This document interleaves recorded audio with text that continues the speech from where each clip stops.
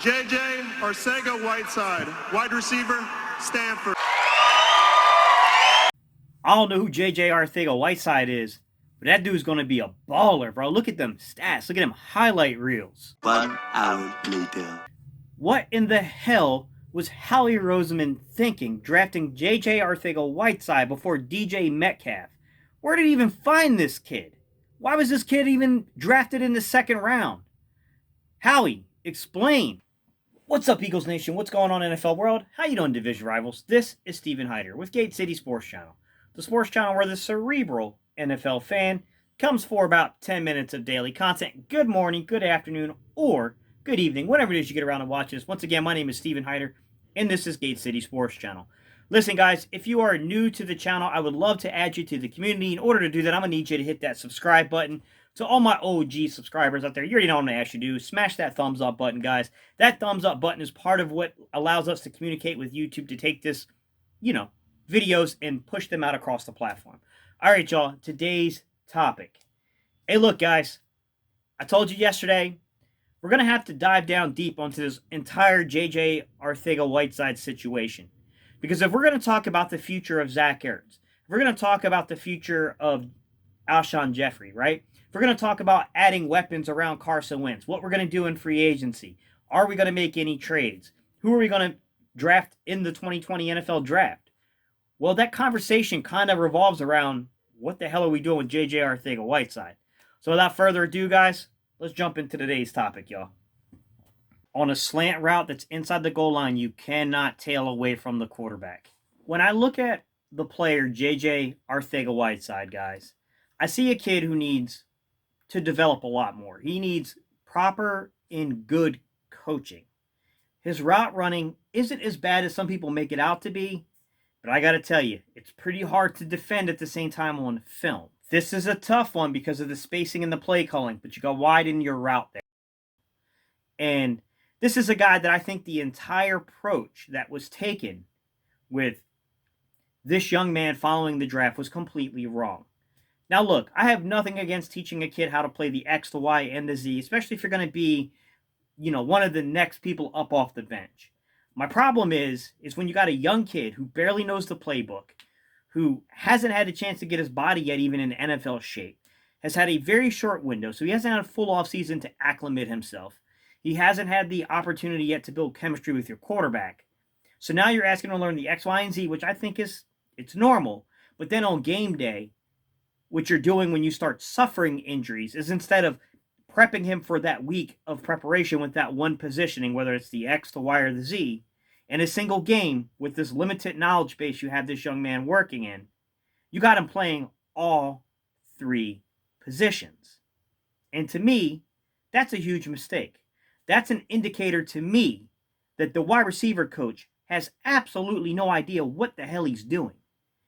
And go back to the Seattle game. He played a lot of snaps. He got over 50 snaps in that game. He lined up literally all over the place. JJ Arcega-Whiteside is at the top of the screen towards the boundary side as the X receiver. To begin, guys, let me just define quickly for some of you guys who may not be familiar with the difference is like what makes someone an X receiver. So an X receiver, generally speaking, is going to line up towards the weak side of the offense, okay? Most of the time, this is on the boundary side, so the shorter side of the field, but it's not always that way. But most of the time it is, because if you're going to fit multiple receivers, then you need more space, so those generally go to the field side. So where your X receiver normally goes to the boundary side. But generally speaking, you're looking for your weak side of the offense. Defining the weak side of the offense being in a very clean way. If you have a tight end or if you have a slot receiver who's lined up with your wide receiver, the X receiver will be on the opposite side of the field. It's the easiest way to tell. Now, there are going to be some special circumstances, guys. Sometimes people will run a balanced set. So basically meaning, what if they do a 2x2 set? Well, your X receiver is generally designated by the routes that they run. So the routes from, the X receiver and Z receiver will be a little different. Your X receiver running more of those ball control kind of time of possession / conversion type routes compared to the more vertical routes run by the Z receiver, okay? So, me personally, I think JJ Arcega-Whiteside is a natural X receiver. I think this is the positioning that makes the most sense to prep this kid for in the future if we plan on having him within our future plans. Top of your screen, 3x set, JJ Arcega-Whiteside is playing that slot positioning. I think the thing that surprised me the most is I kind of realized from watching games that the Eagles really liked using JJ Arcega-Whiteside as a tall slot receiver in that, kind of wide receiver positioning. But I was really shocked at how much they were using him. Like when I went back and I was really watching this play-by-play from the Seattle game, the first game, week 12, I was shocked, man. I mean, they used him a lot as a tall slot receiver. And it makes me wonder, is that what they envision JJ Arcega-Whiteside as? Do the Philadelphia Eagles see this kid as being a tall slot receiver who can get vertical? Look, I'm not the hugest fan of that move, just because you shouldn't be spending high second-round picks, the 57th pick overall, on a tall slot receiver. I mean, I don't think that's getting your value for a player.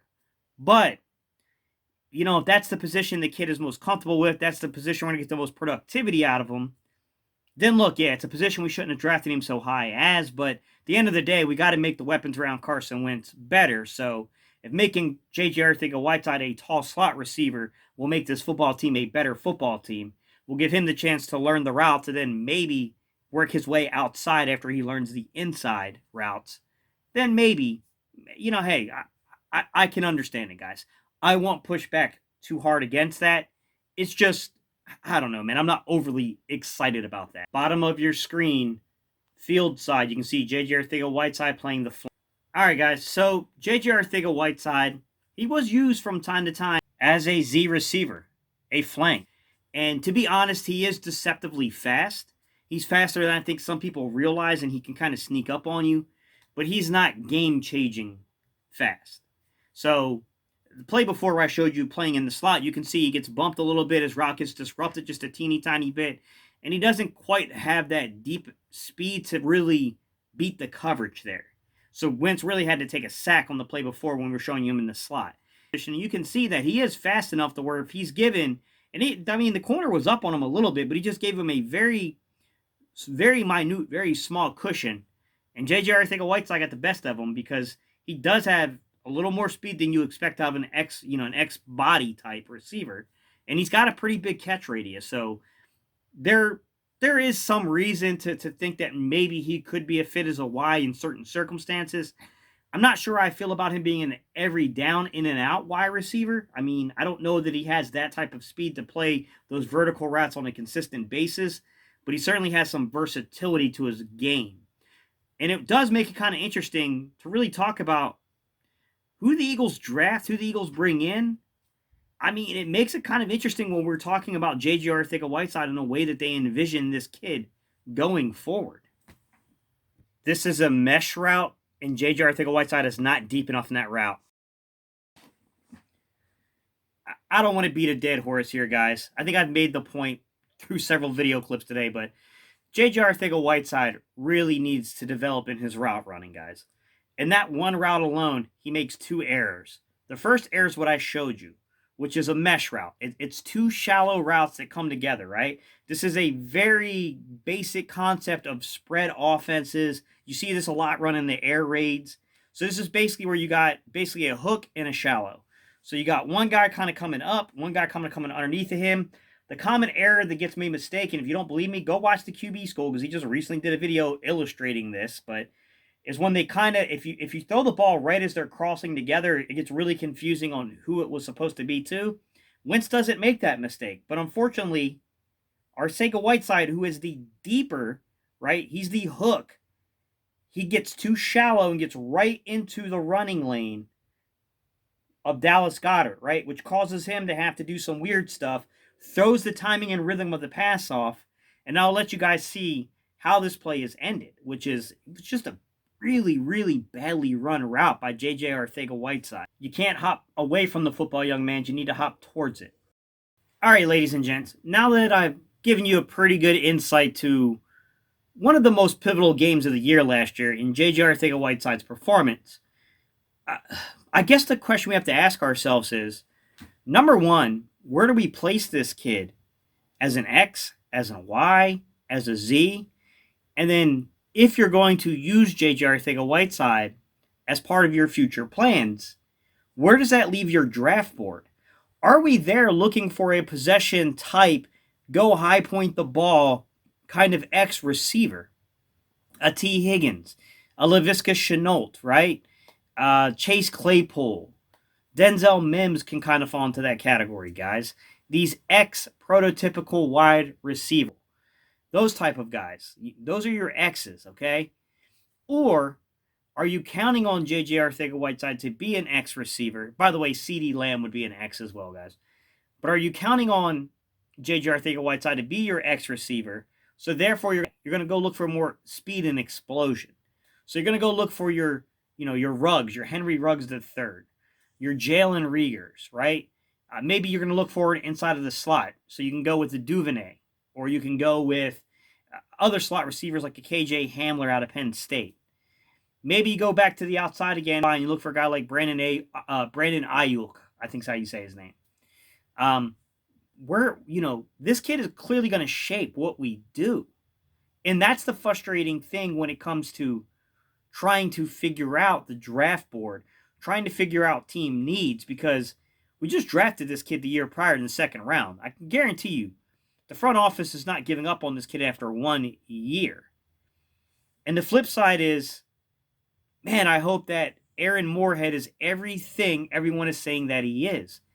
Because if we ever needed someone to develop talent, we need it right now, guys. We need that talent developed right this second. All right, guys, I appreciate y'all tuning in. Once again, man, I'm really thankful, guys. Listen, question of the day. This is what I'll ask you guys. What do you think about JJ Arcega-Whiteside, guys? Where do you want to play him? The X, the Y, the Z? I think, stick to your original gut instinct and play him at the X. Looks like his natural positioning to me. I will admit there were some scouts that were a little concerned with his hand size. Some people went on the record saying that they thought he had smaller hands for a bigger guy, and they were, he shouldn't win these one-on-one battles, but somehow he had like 40 contested catches, which was like he led the NCAA in it, so no one could really figure it out. I mean, yeah, there's concerns there, but I mean, if his natural position is the X, then let him play the X.